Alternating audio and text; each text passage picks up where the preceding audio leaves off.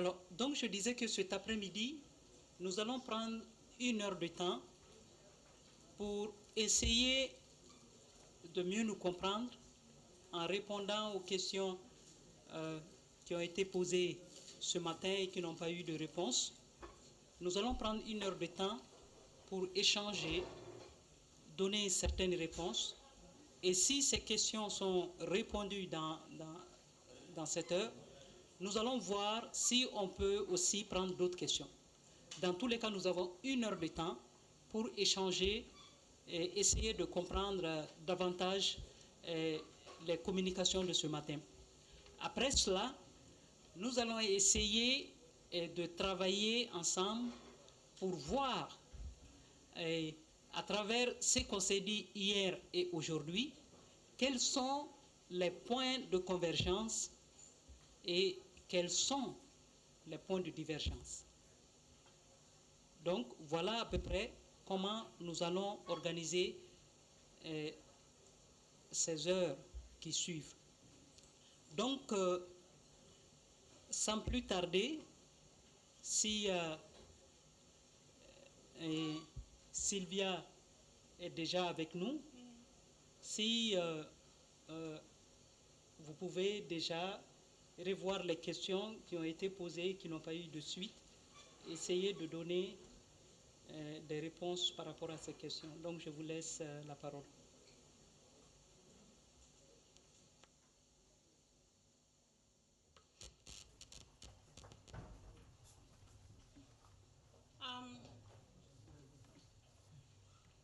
I tried to Eh bien, write down some of the questions, but j'essayais because of the d'écrire translation, I may not have got all the questions, les and I questions, think mais à maybe cause de the la traduction, peut-être people que who are je here n'ai can pas pick up some of toutes les the issues questions. that were raised. Et peut-être il y a d'autres personnes qui les ont There was prises a par question écrit. around, Alors, il y avait des questions. I think it was not fully answered, the question of La question how qui n'a pas AGRA été, à laquelle on determines n'a pas its répondu national priorities. complètement répondu, c'est la façon dont l'AGRA définit ses I believe priorités that sur le question was plan partially answered, but national. because of Je the crois time qu'on it a was a bit fourni rushed. une réponse There's partielle, also a mais il nous question manquait du about temps. AGRA promoting Ensuite, reinvestment on in a countries and what that means parlé for de smallholder l'AGRA farmers. qui promeut le réinvestissement dans certains pays. Qu'est-ce que ça signifie pour certains There's a question about paysans? input. Une autre question traitait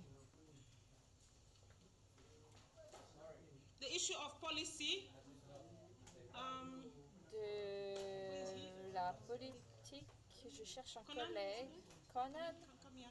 There's a question about Donc, policy and une how question sur we la support politique, smallholder comment farmers through nous policy appuyons les initiatives. petits Maybe it paysans à was not travers des understood initiatives de clearly politique. when you Alors peut-être presented que Conan, lors how de ta we présentation, il y a eu engage with des farmers through the policy zones processes. de Another farmers' confusion. participation is whether L'engagement we des promote paysans, farmer des participation transformateurs, in comment policy ils processes. participent au processus de Then there was formulation de a question politique. about D'autre part, whether il y a AGRA does, I une think it was from the question farmer, pour savoir whether AGRA does studies to analyze the whole value chain process, how we actually reach l'ensemble certain du decisions processus in de la respect to the chaîne de value chain. valeur. There was also a question on Il y avait également une question qui abordait how we make strategic choices on how to invest comment in les choix different stratégiques countries. sont pris pour les investissements dans différents pays. Yes, I think those are, I think the rest Voilà, of the je questions crois answered. que Maybe les somebody autres questions, on y a remind me, répondu. but I think those are the questions that have not been answered. Voilà, je crois que voilà Maybe les Fadel, you questions want to auxquelles on take n'a up? pas encore répondu. Il y a encore la question du budget. Je pense qu'il y a la question du budget. Je ne sais pas si ça a été déjà répondu. Oui, le budget, on avait demandé, il y avait une question par rapport au budget, les différents budgets. Et on avait également demandé, il y avait des questions sur la gouvernance, comment les arbitrages sont faits.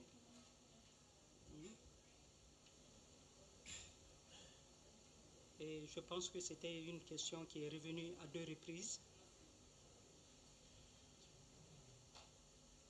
Et aussi, on avait posé une question relative à l'autonomie financière et intellectuelle.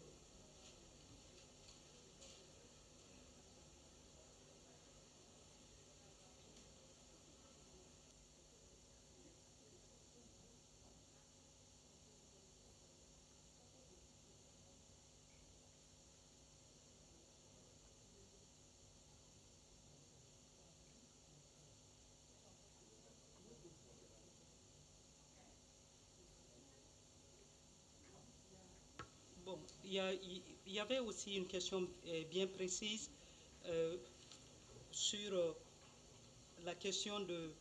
Tout ça, ça rentre dans la gouvernance, la question de la réglementation, et les questions réglementaires, les institutions qui sont là, et toute la question de l'inclusion des producteurs. Je pense que des shooters avaient relevé cela. Bon, je comprends qu'il y avait beaucoup de questions. Et aussi, il avait posé la question, et ça c'était relatif aux engrais, bon, disons aux intrants de façon générale. Il avait posé la question, est-il possible de travailler avec moins d'intrants?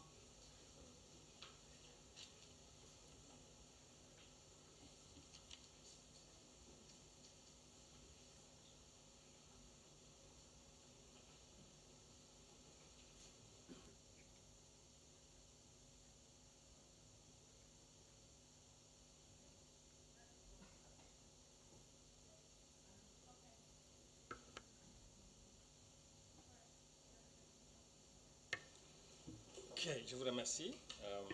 Je pense que je vais contribuer à la réflexion sur deux ou trois questions qui ont été posées.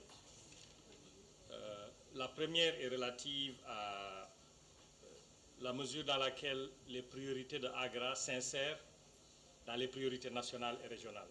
Dans quelle mesure nous tenons compte des priorités des États, mais aussi des institutions régionales. Et peut-être je contribuerai aussi à la question de la gestion depuis la production jusqu'à la consommation. Qu'est-ce que le doyen avait soulevé. Alors, par rapport à la première question, je pense que par vocation, AGRA s'est conçu comme un partenariat avec les États, les producteurs, les bailleurs de fonds, et graduellement, elle est en train de s'ouvrir à ce qu'on appelle globalement la société civile. Mais nous savons que c'est une catégorie très large et il y a une attention particulière qui est en train d'être faite aux producteurs. Je pense que d'entrée de jeu, AGRA se situe dans les priorités que les États mettent en place en matière de sécurité alimentaire. Et je pense que la problématique de départ dans tous les pays, c'était de dire nous avons des importations, des niveaux d'importation insoutenables de produits qui peuvent être produits localement. Et je pense que toute la démarche d'AGRA, c'est d'abord de s'insérer dans ces priorités, et je donnerai des exemples concrets de comment ça se matérialise, de travailler avec les institutions nationales et de jouer un effet de levier. Parce que AGRA ne peut pas financer tous les programmes. Mais il y a un rôle d'impulsion pour s'assurer que les autres, que ce soit le budget national ou les autres bailleurs de fonds, contribuent à l'effort. Cette démarche est apparente dans l'approche zone grenier. Par exemple, pour prendre le cas spécifique du Mali, parce que nous ne pouvons pas être partout en même temps, la démarche a été de dire quelles sont les zones qui présentent les conditions les plus favorables pour que dans un délai raisonnable, nous pouvions enclencher la production et la productivité de manière à montrer que c'est faisable et à graduellement peut-être évoluer dans d'autres régions. Et le gouvernement du Mali, après une concertation, il y a une discussion sur des critères et on peut revenir sur certains de ces critères, a choisi la région de Sikasso et la région de Ségou. Pourquoi ces deux régions? On peut aussi en discuter, mais ça a été l'aboutissement d'un choix consensuel. Donc dans la zone de Ségou, le travail de Sikasso, le travail de AGRA, c'est d'abord de prendre l'initiative pour développer un cadre conceptuel d'investissement qui tient compte de toute la chaîne de valeur ajoutée, qui tient compte du fait que on doit améliorer à la fois l'amont, l'aval de la production. Il faut créer les conditions pour que les producteurs aient accès à des intrants, mais aussi à des débouchés. Il faut aussi créer des plateformes d'agrégation, parce qu'il faut se rendre compte que la difficulté que tous les investisseurs ont, c'est que tu ne peux pas aller sur chaque producteur qui est dispersé. Donc il faut trouver des moyens d'investir sur des acteurs qui ont la capacité d'étendre. Et dans le schéma du Mali, je crois que les organisations paysannes comme les coopératives constituent un des maillons par lesquels l'agrégation pourrait se faire. Il y a aussi des entrepreneurs, des producteurs, disons de gros producteurs. Il y a aussi des plateformes de prestation de services qui sont conçues comme des instruments de transformation de l'agriculture. Agra ne finance jamais, le pourcentage de notre contribution sur le budget, c'est 10%, pas plus de 10%. Ce qui veut dire que le reste doit venir du budget national et de la contribution des autres bailleurs de fonds. Donc le positionnement, c'est vraiment un positionnement de catalyste, de quelqu'un qui travaille avec le gouvernement et avec les autres acteurs pour créer un cadre dynamique de transformation. Je crois que dans ce cadre, la suggestion du professeur est extrêmement importante. Comment est-ce que Agra peut jouer un rôle de conseil vis-à-vis des autres acteurs, du gouvernement et des bailleurs de fonds, pour créer plus d'espace pour les producteurs? Je pense que c'est une piste de réflexion qu'au niveau de Agra, nous allons prendre de manière très sérieuse. Mais d'ores et déjà, je pense qu'il est possible, dans notre partenariat avec les producteurs, d'améliorer votre système de plaidoirie en travaillant à la crédibilité des informations que nous utilisons dans nos discussions avec les bailleurs de fonds et avec l'État.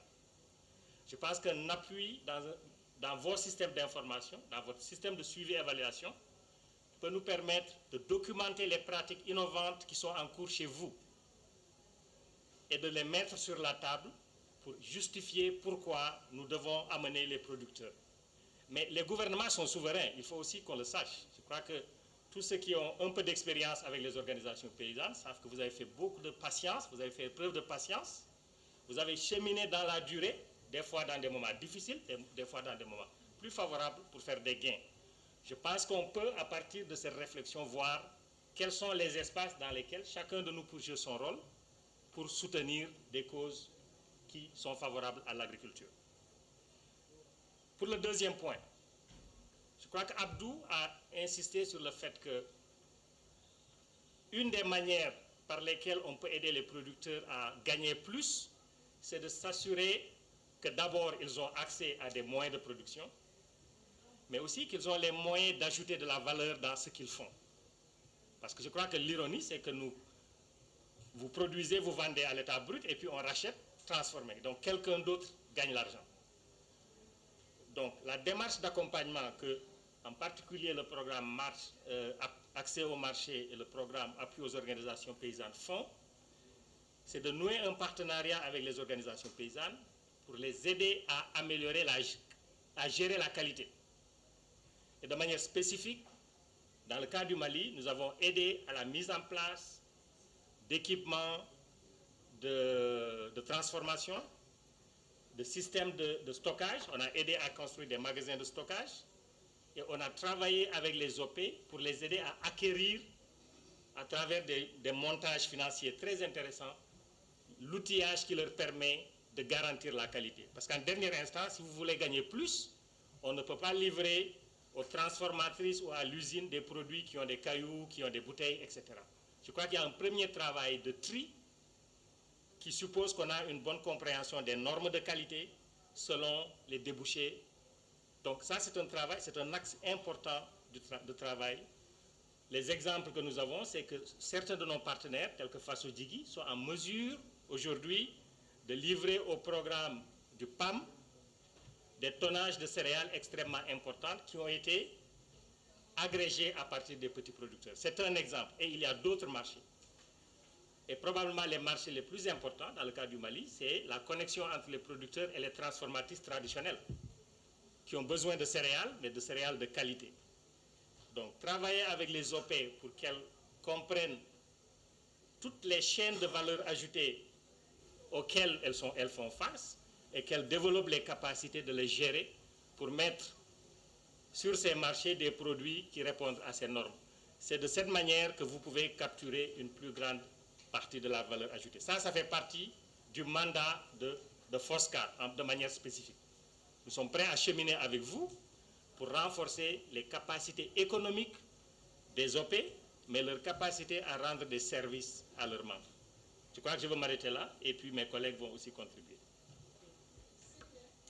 We haven't finished. There's still. Yes, yes.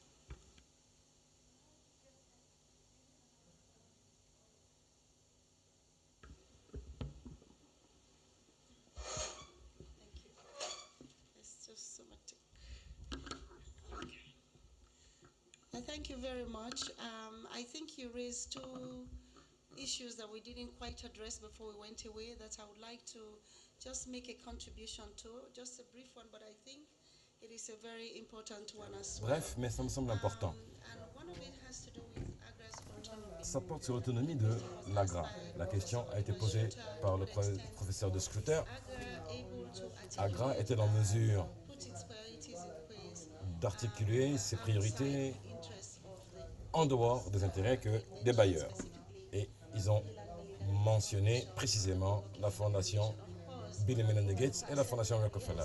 Alors évidemment, au cours des 7 dernières années, depuis le démarrage d'AGRA, il y a beaucoup de partenaires qui sont venus. Mais j'aimerais dire une chose. Peut-être qu'on n'a pas bien articulé cela, mais je pense qu'on l'a dit pendant nos 2 dernières journées, c'est que AGRA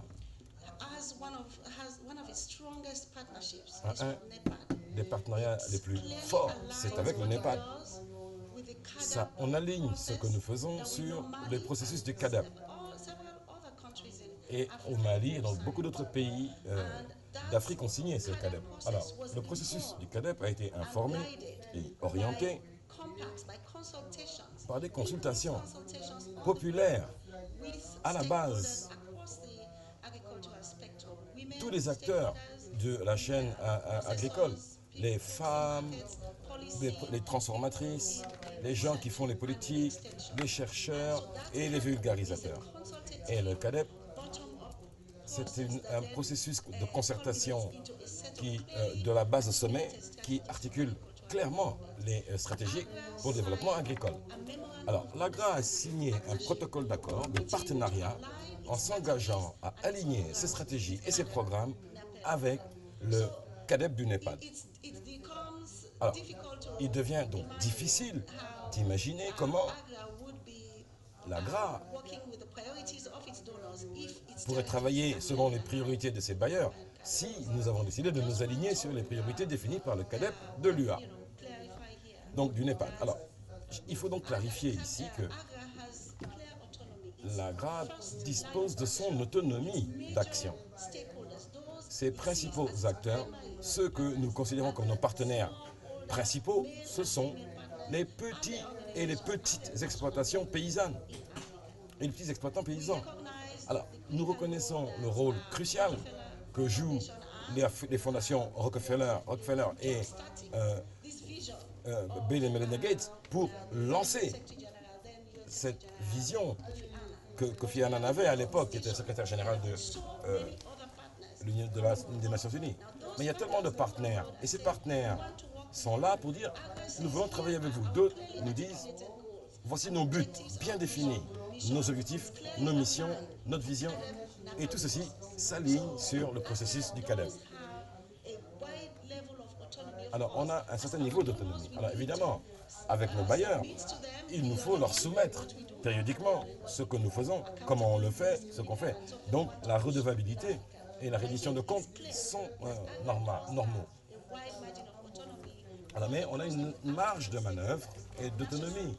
Les acteurs africains, les partenaires nationaux, les paysans et les paysannes et leurs organisations, on essaye de faire progresser le processus de cette révolution verte. Alors, je vais dire cela. Ensuite, une autre question disait la sécurité alimentaire et la chaîne alimentaire. Dans quelle mesure, qu'est-ce qui informe notre stratégie à ce niveau? Est-ce qu'on sait ce qui se passe sur le terrain? Est-ce qu'on fait nos programmes à partir du vide? Alors, en fait, AGRA commence, et j'aurais aimé que le responsable du suivi et évaluation fût ici avec nous. On a ce qu'on appelle des études de base. Toute organisation, quand vous entrez dans un système, vous devez d'abord poser la question de savoir qui est là, qu'est-ce qui se passe, quelle est la réalité. il vous faut d'abord comprendre. Et il vous faut savoir comment vous connecter à ce système. Il faut comprendre la manière de se connecter. Alors, tout le programme suivi et évaluation d'AGRA a commencé il y a 4 ans. Et dès qu'on a commencé à aller dans les 4 pays qu'on a identifiés comme étant des pays prioritaires, des pays qu'on a estimés devoir être des greniers, on a établi nos programmes pilotes. On en parle tous, des programmes pilotes dans le développement. Ce sont donc des 4 pays prioritaires où on a fait des études pour montrer que ce sont des pays prêts au changement en termes de préparation politique, préparation sociale. En tout cas, y a-t-il un niveau de démocratisation qui réduit les risques de ces investissements pour qu'ils ne soient pas perdus? Le Mali est un des pays qui est venu avec de très bonnes notes. Le Ghana également est un pays qui est venu avec de bonnes notes. La Tanzanie est un pays avec de bonnes notes. Et donc, ces 4 pays du grenier, ce sont des pays qui ont de bonnes notes par rapport aux critères de mesure. Alors, avant de reconnaître ces 4 pays prioritaires, on a fait une étude de base pour savoir qui sont les producteurs, qui fait certaines cultures, quelles sont les cultures dominantes. Ces études ont été faites et ces enquêtes ont informé la stratégie pour aller de l'avant par rapport à ce qu'on cherche en appuyant, que ce soit au Ghana, au Mali, en Tanzanie ou au Mozambique. Alors j'aimerais donc apporter cet éclaircissement parce que les gens pensent peut-être que AGRA fait ses programmes sans savoir ce qui se passe sur le terrain. C'est quelque chose que les responsables de programme savent bien et ils savent répondre à cela. Alors, la question de la participation. Au cours de ces 2 dernières journées, tout programme qui a été présenté ici a montré de manière claire qu'on a appris en matière de participation. Dans les années 60, 70 et 80, les modèles de développement se sont effondrés. Maintenant, on sait ce que veulent les paysans. Ce sont des gens intelligents, les paysans. Ce sont des gens pratiques qui savent ce qu'ils veulent. Et donc, chaque praticien du développement sait que si vous voulez réussir, il vous faut descendre sur le terrain, parler aux gens qui sont effectivement impliqués dans la production des activités du développement. Alors, l'AGRA est fondée sur un modèle d'inclusion et de participation. Et on a des systèmes de sélection des plantes qui sont participatifs avec des professionnels nationaux pour veiller à ce que nos stratégies reflètent les intérêts et les réalités du terrain. Je voulais indiquer ces précisions qui sont importantes. Et ceci n'est pas lié à la question, mais j'ai eu l'occasion de clarifier cela. Au cours des 2 dernières journées, mes collègues, AGRA est une nouvelle organisation, nous ne savons pas tous ce qui se passe à AGRA. J'ai entendu des commentaires qui me donnent l'impression que les gens pensent, qui croient qu'AGRA est un organisme de recherche. Nous ne sommes ni un organisme de recherche, ni un organisme de vulgarisation. C'est une institution africaine qui travaille en partenariat avec les acteurs nationaux, qui jouit de l'appui de partenaires internationaux et régionaux pour mettre des stratégies en place et nous espérons transformer la petite exploitation paysanne pour qu'il ressemble aux autres régions du monde, ce qui n'est pas le cas actuellement. Donc, AGRA ne prétend pas générer des innovations technologiques. Ce que fait AGRA, c'est de prendre les bonnes innovations qui sont sur les étagères, dont on a prouvé qu'elles marchent, comme le microdosage. Les chercheurs des systèmes nationaux ont montré, par leurs travaux, que ça marche dans de petites quantités avec du fumier organique. Donc, de sorte que nos paysans sachent mieux ce que l'on fait comme ça, comment le faire et travaillent comme cela. S'ils pensent que c'est bon, que c'est biologique, c'est bon. S'ils pensent que ça ne marche pas, qu'ils n'en veulent pas, ils n'ont pas à l'adopter. Je voulais donc insister sur cette clarification parce que j'ai entendu plusieurs fois qu'AGRA est un institut de recherche. Ce n'est pas le cas. Je voulais simplement apporter cette précision. Je vous remercie.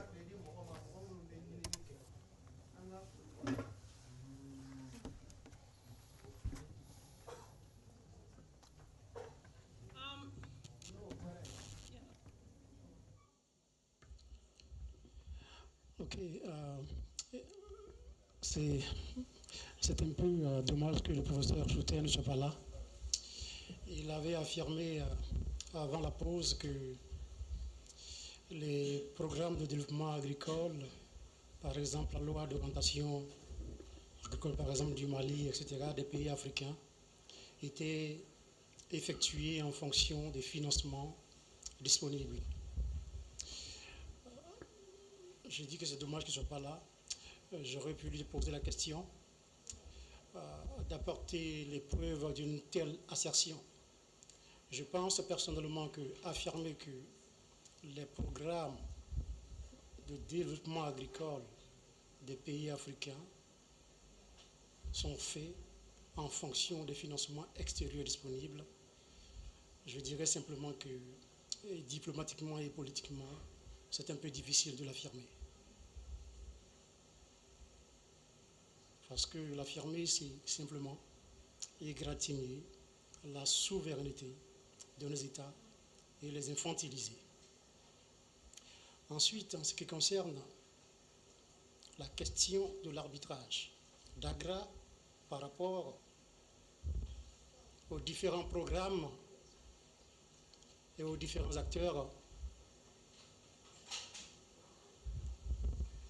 notre collègue Fadel l'a déjà dit, ce que nous pouvons dire, AGRA s'inscrit dans le respect mutuel, dans le respect de tous les acteurs qui contribueront à élaborer une loi. Parce que, comme nous le disons, AGRA travaille avec les institutions de support nationaux de politique, qui comprennent en règle générale les institutions et puis les arrangements institutionnels. Au niveau des institutions, vous avez bien entendu le président, le Premier ministre, les ministres, bien entendu, les comités parlementaires d'agriculture et puis les partenaires au développement. À côté de cela, nous avons les arrangements institutionnels qui comprennent, bien entendu, les différents hubs qui sont constitués de différents nœuds sur, bien entendu, la semence, les engrais, les marchés et le commerce, la terre et puis, bien entendu, l'environnement. AGRA, dans son processus d'animation et de facilitateur de prise de décision, essaie d'associer tous ces acteurs-là. Et comme nous l'avons dit, à la fin de la journée, il faudrait qu'une loi ou une réglementation ou une régulation qui permettra de mener à bien une certaine action de politique économique serve les besoins, bien entendu, et les désirs de tous ces acteurs économiques-là. Et la priorité d'AGRA étant, bien entendu, les petits fermiers, AGRA veille de façon pas assez, j'allais dire, brutale, de façon pas du tout, j'allais dire, dictatoriale, mais AGRA essaie, à travers son expertise et ses différents conseils, de faire comprendre à chaque prenant, à toute décision, qu'il est bien dans l'intérêt de tous de travailler de façon concertée. Voilà ce que je voudrais ajouter en ce qui concerne, bien entendu, l'affirmation de dire que les pays africains élaborent les lois en fonction des financements extérieurs disponibles et en fonction de l'arbitrage d'AGRA.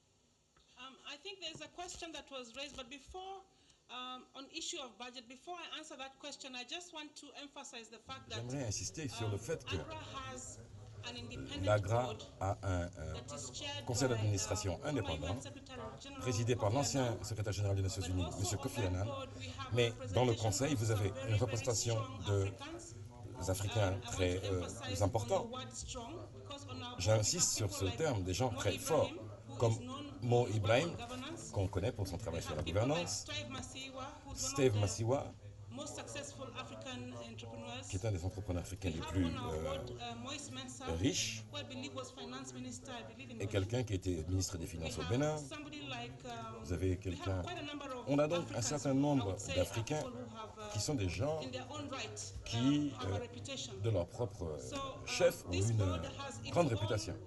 independent agenda. They meet, On a donc notre propre 3 programme times in a indépendant, year, on se rencontre 3 fois and par they an, run the business of et c'est Agra. eux qui gèrent les On affaires this d'Agra. board, we have representation Nous of two avons donors, and dans that is the Gates Foundation son and, conseil, il y a une représentation de Tubana, c'est-à-dire la fondation Ford, la fondation generally speaking, as you can see, Gates. Mais comme vous they are voyez, outnumbered.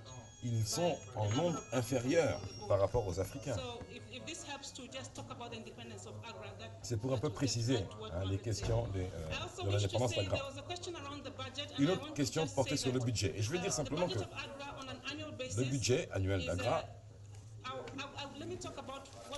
je vais vous dire ce qu'on donne en termes de subventions, parce que nous sommes un organisme qui accorde des subventions. On donne entre 60 à 70 millions chaque année en subventions. On a dit que Adja a un budget de 400 millions. On a mis sur pied l'Agra il y a de cela 5 ans.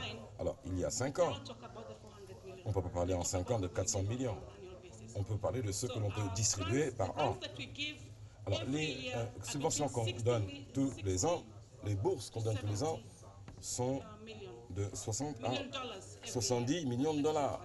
Voilà, c'est ça notre budget.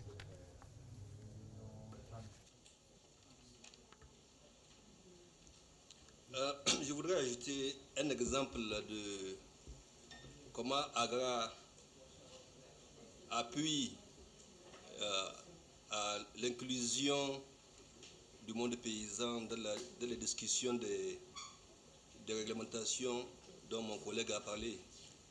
Et c'est le cas au Ghana, où le Ghana a aujourd'hui une nouvelle législation sémencière à partir de 2010.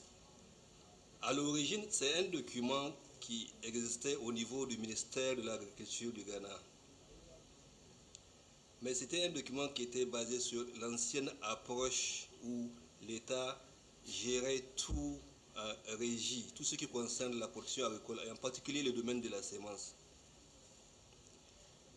Le ministère de l'Agriculture cherche une approche pour changer.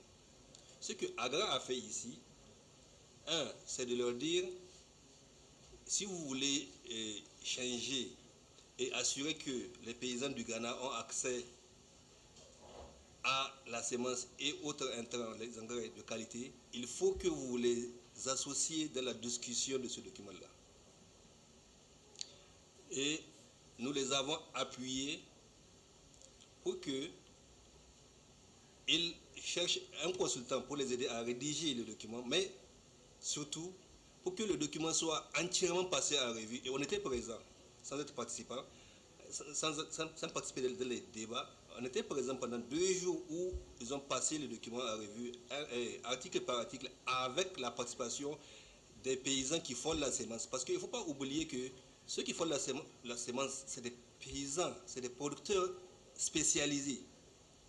La seule différence entre celui qui fait le grain de consommation et celui qui fait la sémence, c'est que la sémence est vivante. La manière de la gérer est différente de la manière dont on gère le grain. Mais c'est des paysans producteurs qui font la sémence. Donc là, en assurant qu'ils ont participé à la revue de ce document-là, on s'assure que l'État ou le secteur public fait une ouverture et tienne compte des priorités ou en tout cas des besoins du monde paysan. Et je pense que ça, c'est un exemple qui peut être étendu à d'autres secteurs. Et il a dit, on a des groupes de discussion dans les pays où le département ou le programme d'appui à la politique intervient.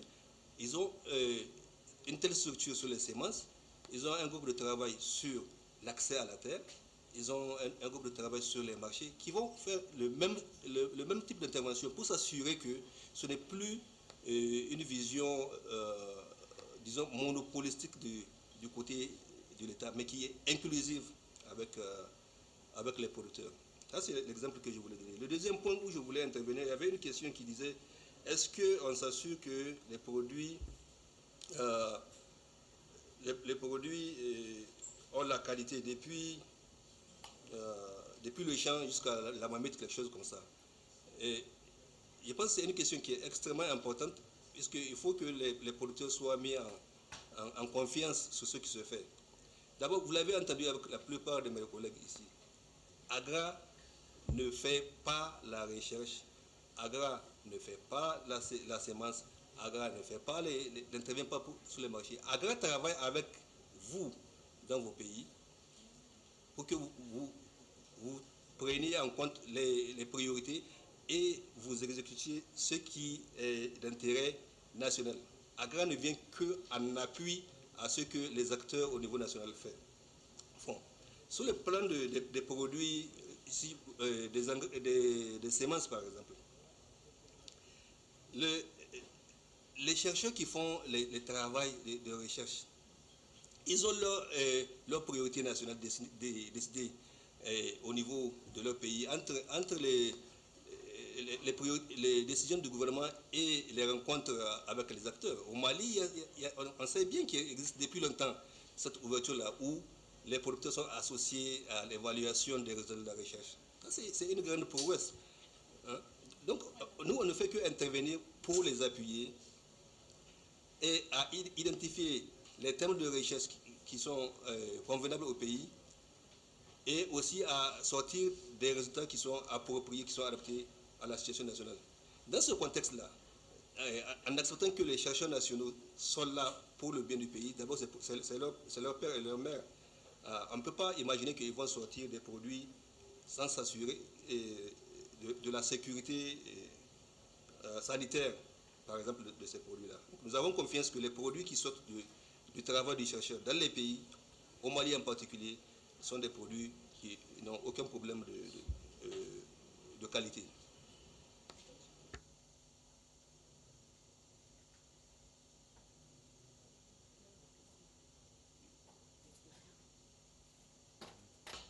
Donc, je pense que, je ne sais pas ceux qui ont posé les questions sont encore dans la salle. Certaines questions ont été répondues globalement, d'autres plus spécifiquement, mais ceux qui ont posé les questions sont là. Et donc, tout en continuant, je vois qu'il y a deux doigts qui insistent. Alors, donc, je vois tout l'intérêt pour... on avait pris 1 heure de temps pour débattre. Je vois qu'il y a des doigts qui se lèvent. On va se mettre d'accord.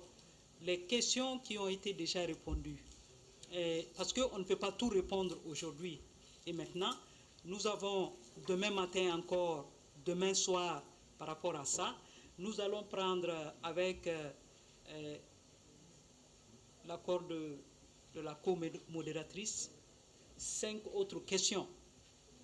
Parce que c'est sûr et certain qu'on ne peut pas épuiser ce débat. Donc, ceci étant dit, je voyais 2 doigts avec insistance, on les prend. Je vais prendre une dame. De ce côté également, je vais prendre 2. Je prendrai Salif et Bakary qui n'a pas encore parlé du tout. Donc, de ce côté, les 2 personnes. Oui, allez-y. Donc, vous vous présentez pour qu'on puisse vous connaître. Yeah.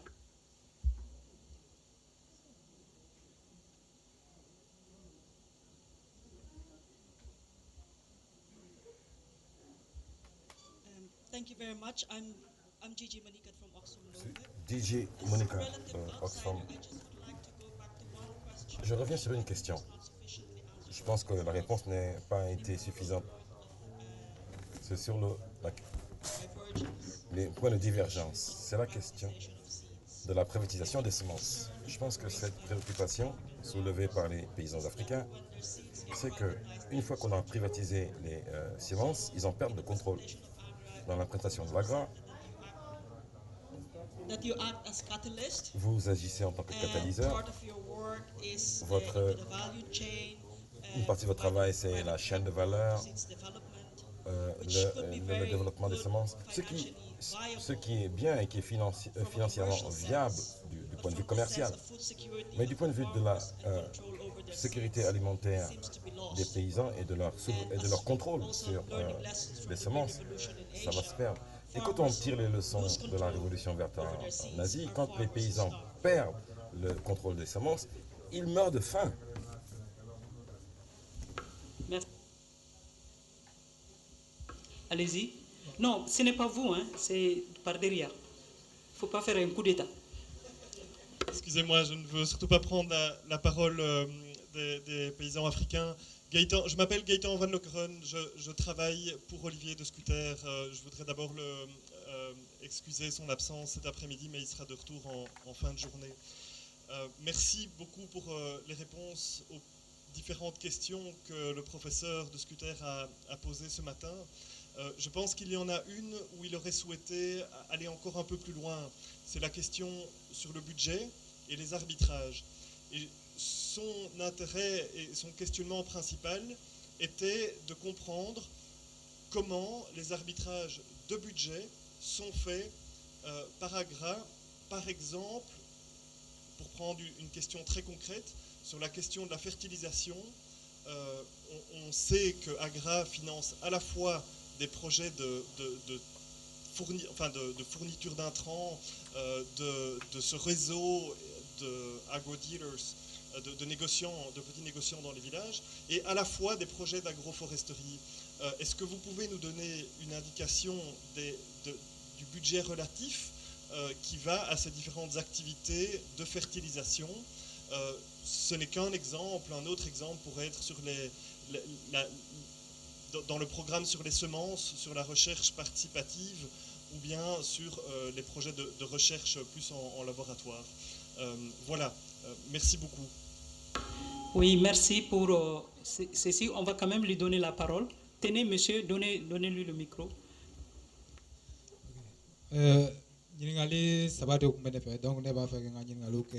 Moi, j'ai 3 questions que j'aimerais poser en Bamana. La première question concerne si nous faisons des recherches, les résultats qu'on trouve après ces recherches-là. Pensez-vous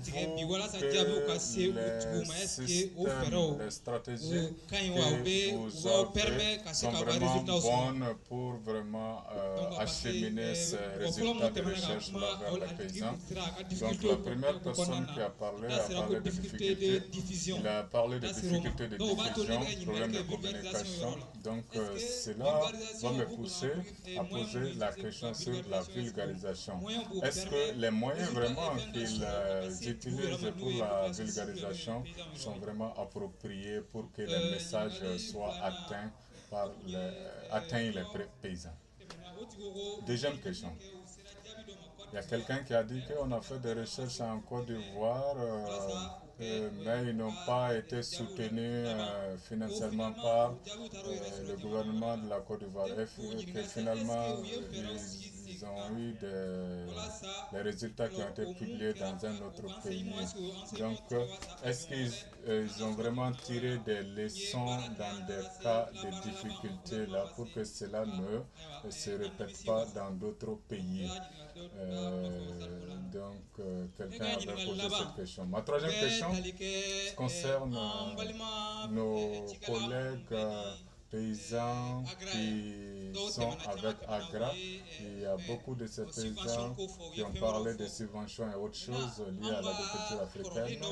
Mais il y a une pensée africaine qui dit que si tu tues un paysan, tu ne vas rien trouver dans son ventre que le paysan. Bon, c'est un peu compliqué, mais ça veut dire que on doit penser beaucoup à l'avenir. C'est-à-dire que si l'AGRA s'arrête, par exemple, si ce n'est pas durable, qu'est-ce qui pourra remplacer l'AGRA comme une sorte de projection vers l'avenir? Donc voilà.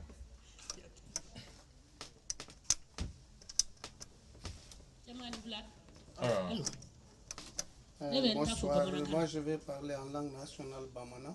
Vraiment, c'est une bonne plateforme pour nous aujourd'hui. On a dit vraiment ce que nous avions sur le cœur. Si nous ne nous exprimons pas, on va nous demander qu'est-ce que vous avez appris. Moi, je suis président d'une organisation pénale. Nous travaillons, nous faisons la transformation et le jardinage. Donc, la première priorité pour nous d'abord, ce sont les engrais chimiques et les engrais organiques que nous avons. Qui fabriquent ces intrants-là? Quel peut être l'impact sur la santé? Certains disent que c'est le cube magique, d'autres disent que c'est l'engrais. Chacun dit ce qu'il pense. Est-ce que Agra a fait une évaluation avec les fabricants d'intrants? Je voudrais vraiment qu'il fasse une analyse. Ce que nous mangeons va avec notre santé. Chaque fois, nous sommes en train de discuter. Certains parlent de cubes magiques, d'autres d'engrais. Désormais, certaines femmes, certains hommes ont bénéficié de médailles, mais aujourd'hui, ils sont en train de mendier à l'intérieur de leur maison. Est-ce que Agra, les grands fermiers, ce que nous appelons les paysans pilotes, aujourd'hui sont à l'intérieur, ils mendient. Alors, est-ce que Agra a analysé leur statut en disant que le jour où ils ne pourront pas travailler, est-ce que cela vaut mieux que d'être mendiant? Quand on va appuyer ces paysans-là, ces paysans retraités, leurs enfants vont dire « Ah, nous allons travailler comme nos pères ». On a dit qu'il n'y a pas d'argent. Moi, je parle de Yamfoli là. Chaque semaine,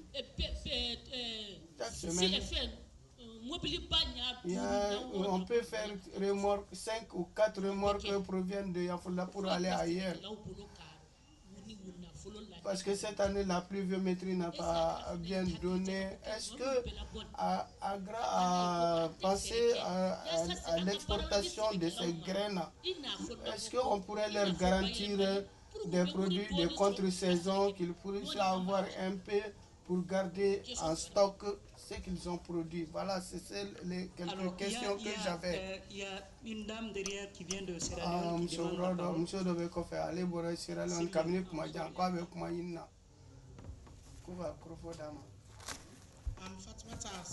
Je m'appelle Fatmata Sano de la Sierra Leone. Bon après-midi, mesdames et messieurs.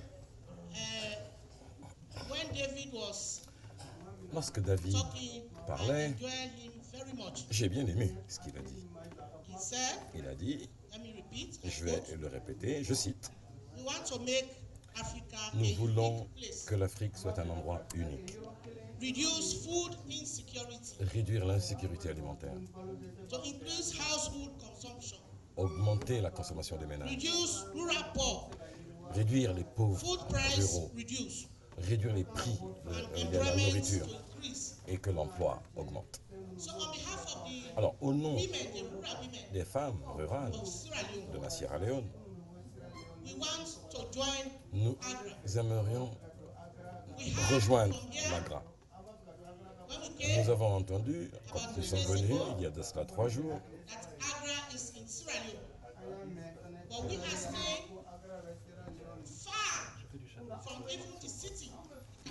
mais même la ville, la capitale, à Freetown ou dans la partie orientale, à la frontière de la Guinée et du Libéria, le district de Kailaoun et de Kono, les femmes se réunissent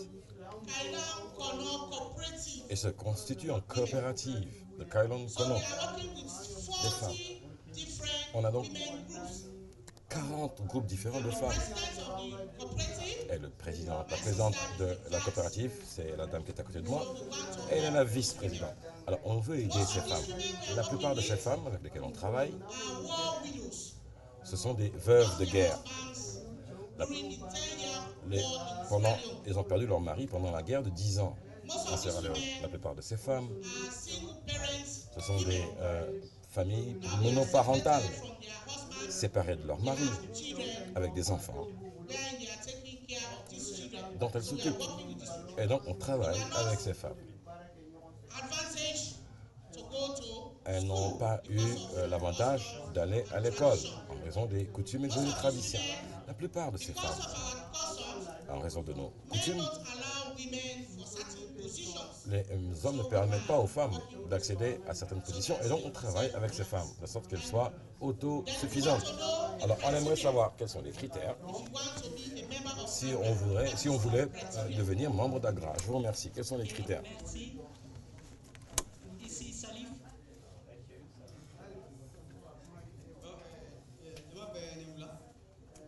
Monsieur, bonsoir. J'ai 3 bonnes questions à vous poser. La première question, elle est la suivante.